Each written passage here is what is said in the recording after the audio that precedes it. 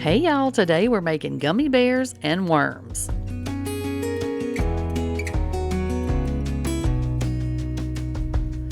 Okay, so obviously you're going to need some silicone molds if you're doing bears, if you're doing worms, whatever you're doing. I will link the ones I have in my Amazon store if y'all are looking for any.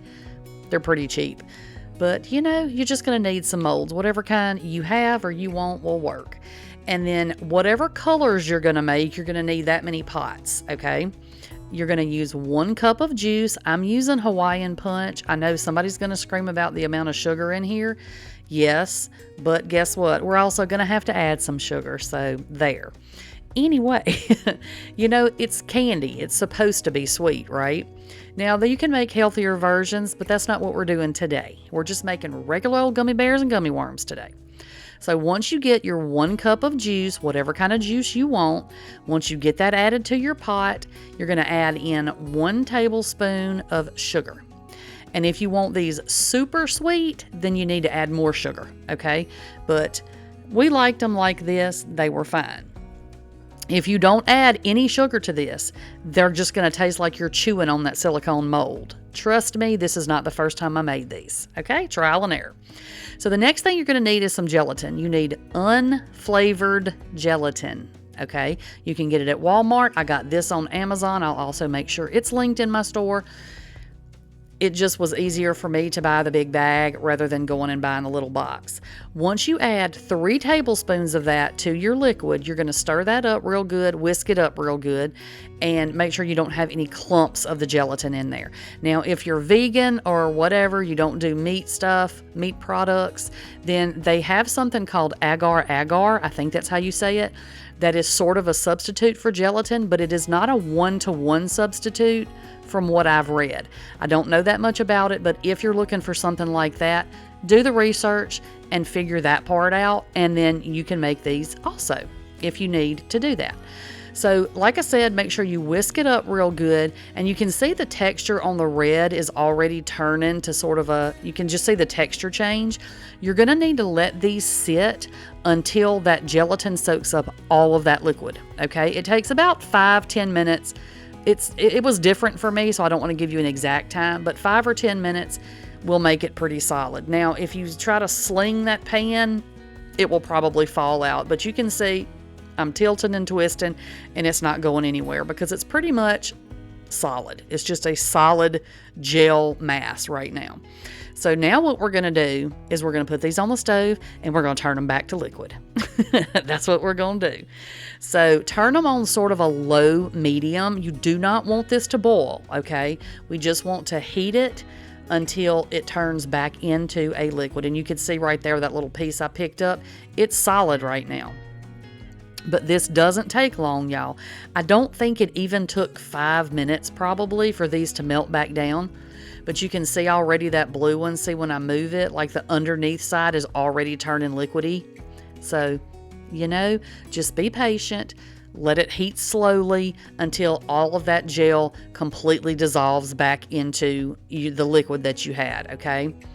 So, like I said, just keep it on a sort of a low medium heat, and then just keep stirring it. Now, it looks like there's 12 people in my kitchen cooking. It's just me. It's just me, I promise. But I'm just back and forth with my 2 little pots. And you can do these one at a time, but I just thought it would be easier to just get them both done at the exact same time. That way they're done at the same time. So you can see I sped it up, but like this is just how long it takes to do this. It doesn't take very long at all. I just wanted you to kind of see the stages it was going to go through. But like I said, you don't want this to boil, okay? Don't boil it. Just let it get liquidy. Once all the gel is dissolved, then pull it off the heat. You're done. Now for me, to make things a little easier, I'm going to pour these into a smaller container. You can keep them in the pot that they're in, but a couple of reasons I didn't is, number one, I'm going back in and out of this a lot when I make these, and I don't want to burn myself on the hot pot. And because the pots, there's not very much liquid, you're going to have to keep tilting the pot like every time you draw up some of the liquid. So I just thought it would be a lot easier to put these in a smaller container. But if you don't want to dirty up another container, then leave them in your pots and do it like that. Do it however you want to. It's your kitchen. It's your gummy bears and your gummy worms. So now what we're going to do is get our molds out. Now these are obviously my little worm molds. This pack that I got, like I said, I got them off of Amazon. And there's my gummy bears. The worms came in a pack of 4, and then the bears came in a pack of 2. So this is going to make a lot. I think I end up making both things of the gummy bears and 3 of those worm things with just this little bit of juice. So that'll tell you how much it makes. I mean, you'll see anyway along the way. So if you're wanting to make 2 different colors, draw up your little, what is that? Your gel, your gummy, your liquid. It's liquid right now, let's call it that.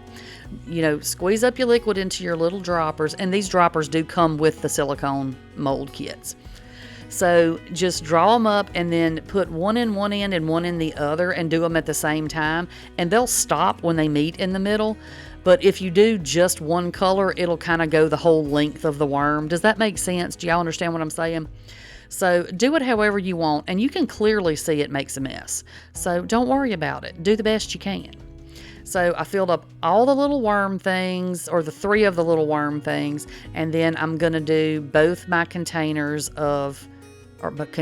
both of my gummy bear molds, okay? And you can do these 2-toned as well, or you can just make them, you know, the 2 different colors, however you want to do it. Once you get them made, let them sit on your counter. I should have put them on a cookie sheet when I was making them, because they need to go in the refrigerator to set up, and you'll see me spill some in a minute.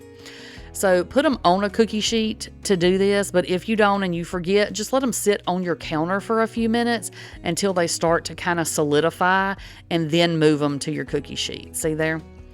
So I'm going to spill this one. You know, I can't do nothing without spilling something, making some kind of mess.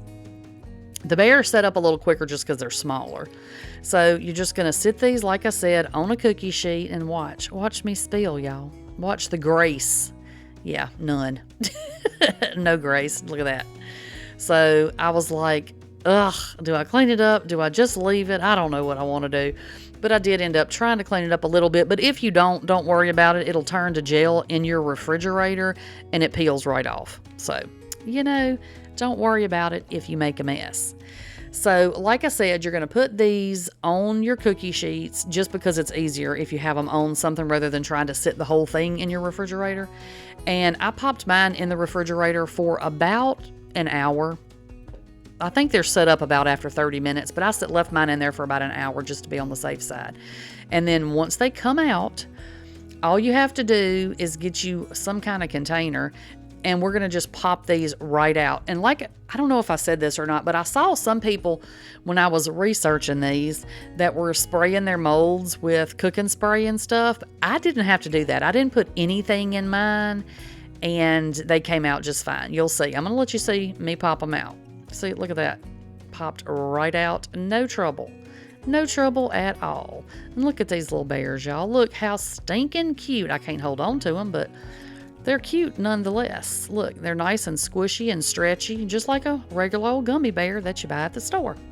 So, like I said, I'm just going to pop these right on out of here.